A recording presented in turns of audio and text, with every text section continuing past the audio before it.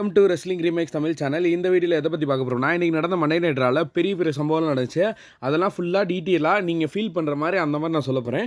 So okay, time waste பண்ணாமல் வீடியோக்குள்ளே போகலாம். அதுக்கு முன்னாடி இன்றைக்கி எனக்கு கொஸ்டின் என்னென்னா, சிஎம் பங்க் vs ட்ரூ மைண்டருக்கான ஹெல் இன் எ செல் மேட்ச் வந்து பேட் பிளே நடக்க போகுது. அந்த மேட்ச்சில் யார் வின் பண்ணுவா, உங்களோட ப்ரெடிக்ஷன் என்னன்னு சொல்லி மறக்காமல் கமெண்ட் பண்ணுங்கள். ஸோ ஓகே, நம்பர் ஒன் எடுத்தோன்னே சிஎம் பங்க் தான் வருவார். சிஎம் பங்க் வராருன்னவே ஃபைனல் ஸ்பீச்சாக பேச போகிறேன் ட்ரூ மைண்டரை பற்றி அந்த மாதிரி சொல்லியிருந்தாங்க. செக்மெண்ட் பண்ண போகிறாருன்னு அந்த செக்மெண்ட் தான் அது.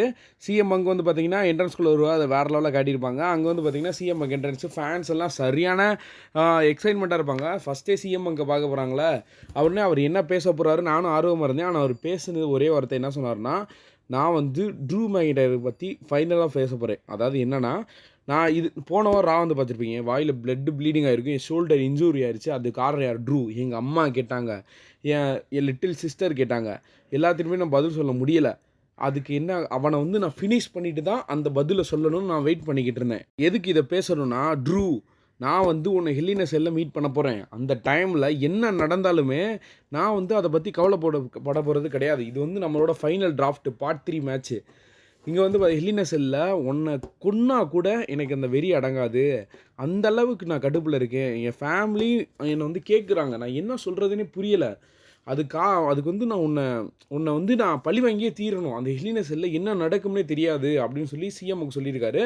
அதுக்கப்புறம் இன்னொன்று என்ன சொல்லுவார்னா, நான் வந்து லாஸ்ட்டாக சொல்கிறேன், நீ வந்து ஹெல் இன் எ செல்லுக்குள்ளே வந்தேன்னா நீ வந்து அங்கே வந்து ரொம்ப அடி வாங்கி ரத்தமாக தான் திருப்பி போவேன் அந்த ஹெல் இன் எ செல்லை விட்டுட்டு.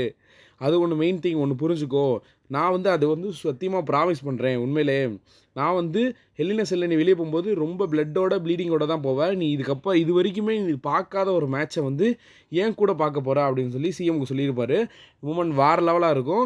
சிஎம்முக்கு வந்து பார்த்திங்கன்னா சொல்லிவிட்டு ராலை விட்டு வெளியே போயிருப்பார். அப்போயும் ஃபேன்ஸ் எல்லாருமே சரியான சாம் பண்ணி விட்ருவாங்க சிஎம்முக்கு. அதாவது அந்தளவுக்கு மேட்ச் வந்து ஹைப் ஏற்றிக்கிட்டு இருக்காங்க இந்த மேட்சை. ஓகே, நெக்ஸ்ட் நம்பர் 2 சீமஸுக்கும் பீட்டர் டன்னுக்கும் பார்த்திங்கன்னா அகைன் ஒரு மேட்ச் தான். இந்த மேட்ச்சில் பேக் ஸ்டேஜ் சொல்லியிருப்பாங்க, நான் இந்த டைம் வந்து பார்த்திங்கன்னா பீட்டர் டன்னை சரியான வகையில் அடிக்க போகிறேன் அப்படின்னு சொல்லியிருப்பாரு. சரி ஓகே, இந்த மேட்ச் வந்து ஸ்டார்ட் ஆயிடுச்சு. சீமஸ் vs பீட்டர் டன்னுக்கான ஒரு மேட்ச்சு. ஃபஸ்ட்டு அட்வான்டேஜ் யார்ட்ட இருக்குன்னா சீமஸ் தான். சீமஸ் வந்து பார்த்திங்கன்னா பீட்டர் டன்னை அடின்னு அடிச்சு விட்ருவாரு. நம்ம பீட்டர் டன்னும் நான் புட்ச்சுன்னே சொல்லிக்கிறேன்ப்பா, அப்புறம் அதுக்கு ஒரு கமெண்ட் பண்ணுவான், சரி புட்ச்சு ஏன்னா அப்படி சொல்லி தான் பழக்கம், ஆனால் பீட்டர் டன் சொல்ல முடியாது. ஸோ விடுங்க. பீட்டர் டன் வந்து பார்த்திங்கன்னா சரியான அட்டாக் கொடுப்பாரு, திருப்பி கவுண்டர் அட்டாக் கொடுப்பாரு. ஆனால் சீமஸ் வந்து விட்டே கொடுக்க மாட்டார். இந்த மேட்ச்சில் இந்த மேட்சோட எண்டிங் வந்து பார்த்திங்கன்னா தரமாக இருக்கும். இந்த மேட்ச்சில் வந்து பார்த்திங்கன்னா அவங்க வந்து சீமஸ் ரோப்பு கிட்ட வச்சு பார்த்திங்கன்னா கரெக்டாக அவரோட மூவ் வந்து பார்த்திங்கன்னா 10 தடவை நெஞ்சிலே அடின்னு அடிச்சு விட்ருவார். பீட்டர் டன் வந்து பார்த்திங்கன்னா ஒரு சீட்டிங் மூவ் பண்ணி விட்டுருவார். கீழே இருந்து பேட் எடுத்து சீமஸோட கையில் அடிச்சிருவார். அதுக்கப்புறம் ஒரு ட்ராப் கிக் கொடுத்து இந்த மேட்ச் வந்து பீட்டர் டன் வின் பண்ணிடுவார். இந்த மேட்ச்சில் வந்து பார்த்திங்கன்னா சீமஸ் க்ளீனாக தோற்ற மாதிரி காட்டலை. அதாவது ஒரு சூழ்ச்சியால் தான் தோற்றுருக்காரு. பீட்டர் டன் வந்து பார்த்திங்கன்னா சீட்டிங் பண்ணியிருக்காரு, அந்த மாதிரி தான் காட்டியிருக்காங்க. இது வந்து எனக்கு தெரிஞ்சு உங்களோட வந்து பார்ட் 3 மேட்ச்னு நினைக்கிறேன். So okay, next Natalia match பண்ண போகிறாங்க. அதாவது போன வாட்டி ஸ்டோரி நடந்துச்சு, நட்டாலியாவும் ஜூயி சாருக்கும் வந்து பார்த்திங்கன்னா அந்த ரிங்கில் ஸ்டோரி பண்ணியிருந்தாங்க. அதுக்கான இந்த மேட்ச் தான். இந்த மேட்ச் வந்து பார்த்திங்கன்னா ஒரு ஆவரேஜ் தான். எனக்கு பிடிக்கல, எனக்கு வந்து பிடிக்கலன்னு இல்லை, ஒரு ஆவரேஜாக இருந்துச்சு. இந்த மேட்ச்சில் வந்து பார்த்திங்கன்னா நட்டாலியா அவங்க ரோலை பண்ண கடைசியில் நட்டாலியா ரோலை பண்ணி இந்த மேட்ச் வந்து முடிச்சு விட்டாங்க. ஸோ ஓகே, நெக்ஸ்ட்டு வந்து பார்த்திங்கன்னா நம்பர் 3 பேட் பிளட் பற்றி தான். பேட் பிளட் வந்து பார்த்திங்கன்னா இப்போதைக்கு official poster Roman Reigns and Cody Rhodes versus Jacob Hardy Solo சிக்கோக்கான இந்த மேட்ச் வந்து பார்த்திங்கன்னா அஃபிஷியல் போஸ்டர் விட்டாங்க. இதை பற்றி நான் டீட்டெயிலாக பேசுகிறேன். ஸோ ஓகே, அப்புறம் இன்றைக்கி ராவில் வந்து பார்த்திங்கன்னா பேக் ஸ்டேஜில் நடந்துச்சுன்னா ஃபின் பாலர் வந்து மாமியார் பேசிக்கிட்டு இருப்பாங்க. நீ வந்து என்ன, நீ டேமின் கூட உட்காந்துக்கிட்டு நீ எங்கே கூட வா, பழையபடி நம்ம ஜட்மெண்ட் டேவாக இருக்கலாம், டேமின் கூட இருக்காது, அவன் வந்து துரோகி அந்த மாதிரி பேசிக்கிட்டு இருப்பான். டக்குன்னு வந்து பார்த்தீங்கன்னா ஜேயூஸ் வந்து நிற்பார், ஏதாவது பிரச்சனையாப்பா அப்படின்னு வந்து கேட்பார். இல்லை அதெல்லாம் பிரச்சனை இல்லை, நீ உன் பிரச்சனை பாரு, ஐசி டேட்டில் உன்னோட பிரச்சனை நீ பார்த்துட்டு வா, அதுக்கப்புறம் எங்கள் பக்கம் வா அப்படின்னு. ஸோ ஓகே, நான் ஐசி டேட்டில் ஆரம்பிச்சிடுவோம். அப்புறம் பார்த்தீங்கன்னா ஜேயூஸோ ஈட்டுன்னு கற்றுவார். அப்புறம் வந்து என்ன சொல்லுவார்னா, அடுத்த வாரம் வந்து பார்த்திங்கன்னா என்கிட்ட வந்து ஐசி டைட்டில் இருக்க போது அதுக்கு ஈட் அப்படின்னு எல்லாருமே ரொம்ப எல்லாம் என்ஜாய்மெண்ட் பண்ணிக்கிட்டு இருப்பாங்க. அங்கே சடனாக வந்து பார்த்திங்கன்னா பிரான் பிரேக்கர் வருவார். அப்போ இந்த ஒரு செக்மெண்ட் வந்து சூப்பராக இருக்கும். அது அப்படியே நான் சொல்கிறேன். பிரான் பிரேக்கர் சொல்ல, நீ என்ன அசால்ட்டாக நினச்சிக்கிட்டு இருக்கியா, நான் ஒன்று அசால்ட்டாக அடித்து என் டைட்டில் ரிட்டையர்மெண்ட் போயிடுவேன், நீ இந்த டைட்டில் எடுக்கும், அதாவது நீலாம் என்னால் எடுக்கவே முடியாது அப்படின்னு சொல்கிற, நீ அதுக்கு தகுதியான ஆளே கிடையாது, நிப்பாட்டு. நீ வந்து 6 வருஷத்தில் எத்தனை மாதம் இருக்க, வெறும் 6 மாதம். நான் எத்தனை வருஷம் இருக்கேன்மா, 14 வருஷம் இருக்கேன். அது ஏகப்பட்ட டைட்டில் நான் பார்த்தவன்டா, நீலாம் ஒரு ஆளே கிடையாது அந்த மாதிரி சொல்லி விட்ருவார். வேறு லெவலாக இருக்கும். ஜே உசோ வந்து இந்த டைட்டிலாம் எனக்கு சாதாரணமே கிடையாது, நல்லா longest training talk team champion, அது ஒன்றும் தெரியும்ல, நீ வந்து என் கிட்ட வந்து பார்த்தீங்கன்னா வெறும் கால் தூசு அந்த மாதிரி சொல்லி விட்ருவாரு. முறைச்சிக்கிட்டு இருவாங்க 2 பேரும். கடைசியில் பிரான் பிரேக்கே சீட்டிங் அவர் மூக்கில் ஒரு அட்டாக் போட்டுருவான். கடைசியில் ஸ்பியர் போட பார்ப்பான். நம்ம ஜே உசோ வந்து பார்த்தீங்கன்னா ஸ்பியர் போட்டு விட்ருவான். அந்த மூமெண்ட் வந்து வேறு லெவலாக இருக்குது. மிஸ் பண்ணிடுறாங்க. அப்படியே என்னது ஃபஸ்ட்டு வந்து பார்த்திங்கன்னா பிரான் பிரேக்கர் அடித்து ஓட விட்டது யாருன்னா நம்ம ஜே உசோ தான். அதை தான் கமெண்ட்ரி டேபிள்லேயும் சொல்லிக்கிட்டு இருப்பாங்க ஒரு இதாக. அப்புறம் பார்த்திங்கன்னா ஜே உசோ அவரோட அந்த ஸ்டைலில் போட்டுக்கிட்டு இருப்பார். அது கமெண்ட்ரி டேபிள்லாம் ஆடிக்கிட்டு இருப்பாங்க. Number 4னா new day versus judgement டேக்கான ஒரு மேட்ச்சு, டாக் டீம் மேட்ச்சு. இது வந்து ஃபஸ்ட்டு டிஃபெண்டிங் மேட்ச்னு நினைக்கிறேன். நியூ டே வர்சஸ் இந்த மேட்ச்சும் வேறு லெவலாக இருக்கும். இன்றைக்கி வந்து பார்த்திங்கன்னா ராவே நல்லா தான் இருந்துச்சு. ஒரு அதுக்கு ரேட்டிங் வந்து பார்த்திங்கன்னா ஒரு 8/10 கொடுக்கலாம், 10க்கு 8 கொடுக்கலாம். இந்த மேட்ச்சில் வந்து பார்த்திங்கன்னா தரமான உழைப்பல் இருக்குது.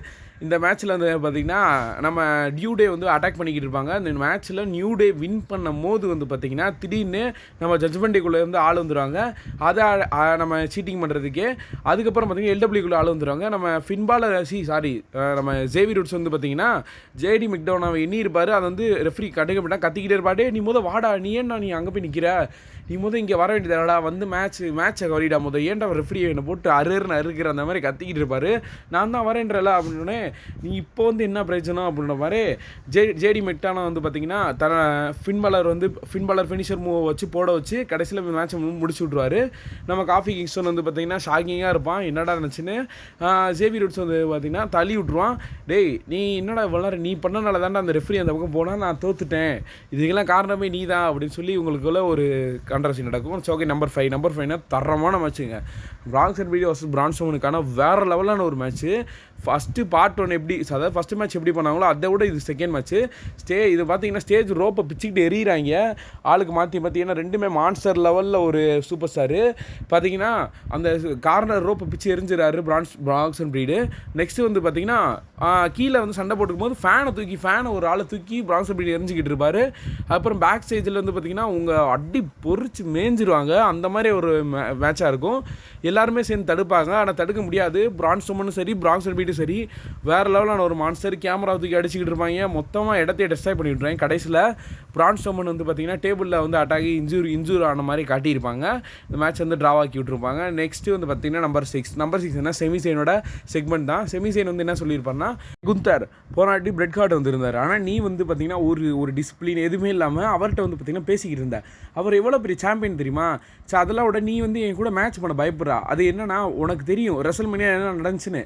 உன்னோட IC title longest reigning champion வந்து நான் தான் எடுத்தேன், அதுக்காக தான் நீ வந்து பயப்படுற. வேணா வேர்ல்டு வைட் சாம்பியன் வந்து டிஃபெண்ட் பண்ணால் நீ தோற்று போயிடுவேன்னு வந்து பயப்படுற, கரெக்டா அப்படின்னு சொல்லும் போது இம்பீரியம் சவுண்டு கேட்கும். அதாவது இம்பீரியம் அந்த என்ட்ரன்ஸ் வரும். அப்போ வந்துன்னா லூக்ரிகேஷன் வருவார். லூக்ரிகேஷன் வந்து என்ன பேசுவார்னா, நீ தான்டா பயப்படுற, நான் குந்தர் வந்து என்ன பண்ணுவான் உனக்கு கொண்டுருவார், அதனால தான் பயப்படுறாரு அப்படின்னே. நீ வந்து நீ அவனை ஜாலரா போட நிப்பாட்டு, அவன் உன்னை எங்கே வச்சிருக்கான் தெரியுமா அப்படின்னு வந்து பேசினோடனே குந்தர் வந்து வந்துடுவார். அவர் வந்து என்ன சொல்கிறார், நீ எதுக்கு இங்கே வந்தா, இது எனக்கு அவனுக்கு பிரச்சனை, நீ எதுக்கு தேவையில்லாமல் இங்கே வந்தா அப்படின்னு பேசுவார். அதுக்கு லூக்ரிகேஷன் வந்து மெதுவாக குனிஞ்சிக்கிட்டே இருப்பார். நான் கூட குந்தரை அட்டாக் பண்ணிடுவார்னு நினச்சேன், அவர் வந்து அசிங்கப்படுத்தி விட்டுருவார். குந்தர் வந்து அதாவது லூக்ரிகேஷன் என்ன சொல்லுவார்னா, நான் வந்து எதுக்கு வந்தேன்னா உன்னை கேவலம் பேசுகிறவனை அடிக்க தான் அப்படின்ட்டு அடிச்சு விட்ருவார் செமிசைன் வந்து பார்த்திங்கன்னா அவங்க 2 பேருமே நீ வந்து டைட்டில் ஆசைப்படவே கூடாது, நான் வந்து ஒன்ட்டெல்லாம் டிஃபெண்ட் பண்ண முடியாது அப்படின்னு வந்து சொல்லிட்டு போயிடுவார். செமிசைன் வந்து பார்த்திங்கன்னா லூக்ரிகேஷன் வந்து நீ வந்து அவனை பார்த்துக்கோ, நீ வேணால் என்ன வேணால் பண்ணிக்கோ, அடிச்சுக்கோ அப்படின்ட்டு அவர் இறங்கி போயிடுவார். இதுக்கப்புறம் நான் பார்த்துக்கிறேன்னு சொல்லி அவர் கரெக்டாக ஆரம்பிடா அப்படின்னு குந்தர் சொல்லுவார். அவரோட ஃபினிஷர் மூவ் போட பார்ப்பார். அப்போ வந்து பார்த்திங்கன்னா செமிசைன் வந்து திருப்பி ரோலாக பண்ணி சுப்ளெக்ஸ் போட்டு விட்ருவார் வேறு லெவலாக. அப்புறம் என்ன சொல்லுவார்னா, நீ வந்து பயப்படுற, நீ வந்து என்கிட்ட டைட்டில் மோதி தான் ஆகணும், நான் வந்து உன்னை சேலஞ்ச் பண்ணுறேன், நீ வந்து என் சேலஞ்ச் அக்செப்ட் பண்ணுற வரைக்கும் நான் வந்து இதை விடவே மாட்டேன் அப்படின்னு வந்து சொல்லிடுவார். நெக்ஸ்ட் நம்பர் 7னா பிரியங்கா பிளரர் வர்சஸ் ESKக்கான ஒரு மேட்ச். இந்த மேட்ச் வந்து பிரியங்கா பிளரர் சாதாரணமாக நினச்சிருப்பாங்க, உன்னெல்லாம் அசட்டாக தொகடிச்சிடலான்ட்டு. ஆனால் வந்து பார்த்திங்கன்னா பிரியங்கா பிளரர் KOD யூஸ் பண்ணும்போது அதை வந்து உங்கள் ESK யூஸ் பண்ணி ரோலை பண்ணி இந்த மேட்ச் வந்து ஈஸியாக வின் பண்ணி விட்ருவாங்க. இந்த மேட்ச் நான் அந்த அளவுக்கு சொல்ல தெரியல, லென்த்தாக வீடியோ போடுறதுனால. ஓகே, அப்புறம் டேமியன் பிரிக்ஸ் வர்சஸ் டாமினிக் மிஸ்டீரியோக்கான ஒரு மேட்ச். இந்த மேட்ச் வந்து பார்த்திங்கன்னா எப்படி பிளட் லைன் ரூல்ஸோ அது மாதிரி ஜட்மெண்ட் டே ரூல்ஸ்னு நினைக்கிறேன். அப்படி தான் சுற்றி நின்று இந்த டேமியன் பிரிக்ஸை மேட்சை விளாட விடாமல் பண்ணிக்கிட்டு இருந்தாங்க. நம்ம ஜட்மெண்ட் டே வந்து பார்த்திங்கன்னா இப்போ டேமின் பிரீஸ் வந்து பார்த்தீங்கன்னா ஃபினிஷர் மூவ் போட்டு நான் டாமினிக் மிஸ்டீரியோ என்ன பார்ப்பாரு, ரோப் மேலே காலை வச்சு விட்ருவாங்க. என்னடா பண்ணுறீங்க அந்த மாதிரி தான் இருந்துச்சு. இவங்க உடனே நிம்மதியாகவே இருக்க மாட்டாங்கன்ட்டு பார்த்தா லீவ் மார்க்குன்னு அதுக்கேற்ற மாதிரி செஞ்சுக்கிட்டு இருப்பாங்க. அவர் ரியா ஃப்ரீ வந்து பார்த்தீங்கன்னா அட்டாக் பண்ணிடுவார். டேமின் பிரீஸ் வந்து பார்த்தீங்கன்னா இருக்கிற ஜட்மெண்ட் எல்லாத்தையும் அடிச்சு போடுவார்.